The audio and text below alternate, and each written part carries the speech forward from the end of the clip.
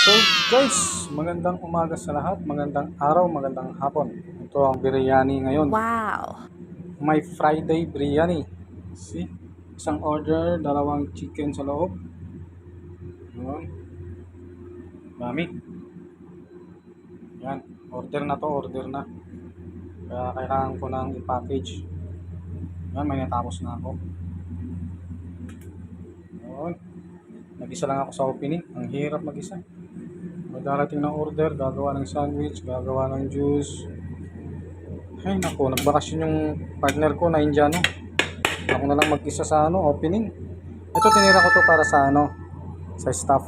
Bali, apat na staff. So, 8 chicken to.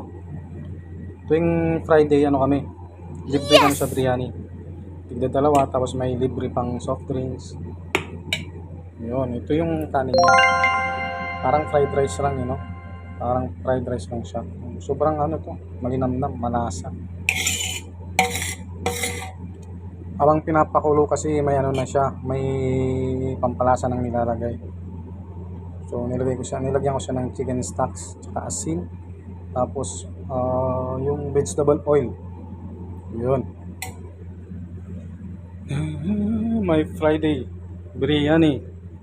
Ganito naman yung yung tamis na partner ng biryani. Kasama siya sa package. Parang siya, dessert, pampatanggal umay. Ito naman yung yogurt, nilagyan ko siya ng onion tsaka chili green, then salt.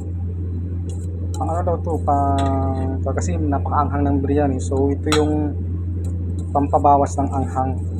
Yun, tsaka cholesterol na rin, nababalance niya. Yun, anis.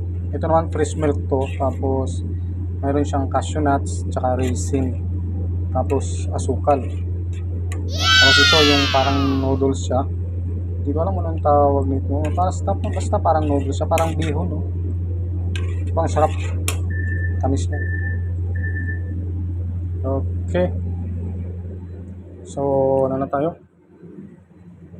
Continue na tayo. Kailangan natin tapusin po lahat.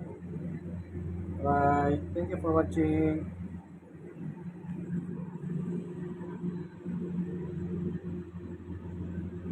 God bless everyone. Thank you so much.